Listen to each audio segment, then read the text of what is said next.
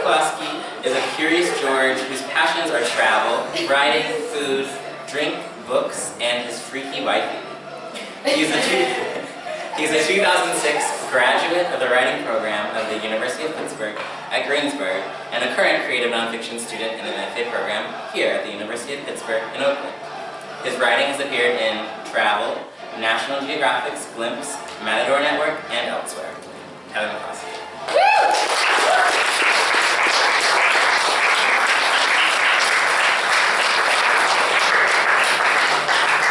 Thank you guys. I picked that horrible song. Tough act to follow. Very nice.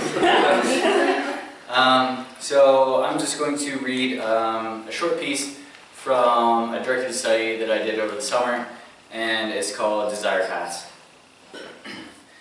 Why do you have to go so far? Grandmama asked. Why don't you do something else? The Philippines seemed too far for her, and Peace Corps meant 27 months of absence. Like what? I asked. Like be an astronaut. It's my theory, though unproven, that my mom's mom, Grandmama, passed along the DRD47R gene to me. DRD47R, also commonly referred to as a restless, novelty-seeking explorer's gene, is a genetic specificity that moves its constituent towards new experiences. New food, new lands, often risky behavior that can, though not as a prerequisite, include sex, drugs, and probably rock and roll. But not for my dear Grandmama. Risky is a relative term, and she was more akin to wholesome adventures. When she was younger, Grandmama was tethered outside. Oh, it wasn't like that, she had told my mother. I had room to play. When my mother asked her why the harness was necessary, she told her that if she weren't leashed, she'd climb over the wooden fence and run away to roam the neighborhood, find other kids, or simply just wander. After repeated search and rescues, her parents decided to restrict her spontaneous exploration with a tether. But Grandmama didn't mind because, as she explained, she had a generous lead on the line. Not to mention that she'd still get loose from time to time. When I learned of this, I couldn't stop imagining a circle rutted into the yard surrounding a massive oak tree out back, and wondered what it must have felt like for her the instant that the tether loosed and she had one leg over the pickets. An adrenaline rush, maybe a slight hesitation, then bolting for the horizon or crawling into tiny spaces. I remember Grandmama recounting her travels to Jerusalem and Paris to me when I was a kid at her dining room table. It's hard to forget that look of pure joy and distant wonder in her face, elbow propped up on the table, her hand on her cheek. She displayed decorative plates with Arabic writing in her kitchen on a slender wall shelf that never seemed to collect dust. She delighted in retelling the story of how once a Parisian shop owner had trouble understanding her when she tried to buy a keepsake from her trip, a shirt with the word Paris embroidered over the breast. Paris, Paris, she said to me. He didn't know Paris. That tale was always good for a chuckle for her, which in turn affected me even after hearing it several times. Maybe it was a small triumph of bridging the language barrier. Maybe it was for nostalgia's sake. Anyway, I knew it held meaning for her. I thought more about the rutted tracks in the backyard of Grandmama's childhood home, and the image to me resembled something along the lines of a desire path.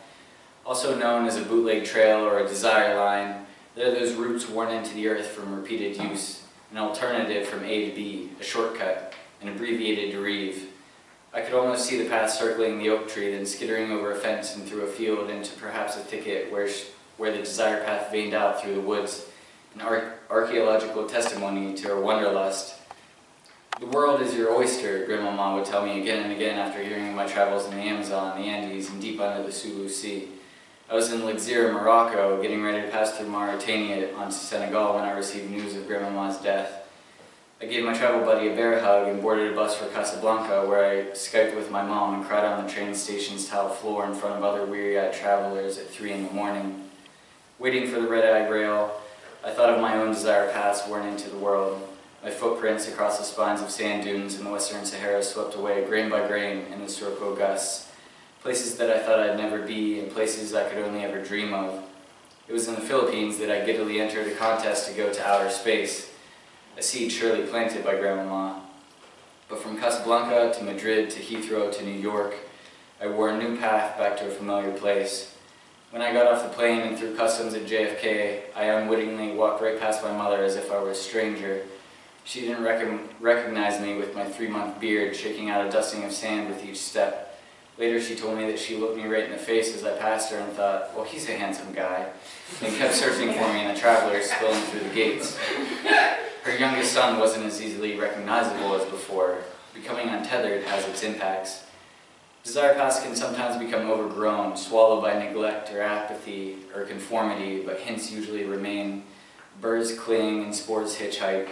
Sands shake out from forgotten places. Decades later, you can still see a line of healthy grass greener than the rest of the meadow, a mycelial maze, a discrete parade of wildflowers, and come to the conclusion that someone, somewhere, at some time had been there too, had perhaps also been tempted by divergence, the challenges and joys it can bestow, how it can nurture things to grow even in the absence of its sower.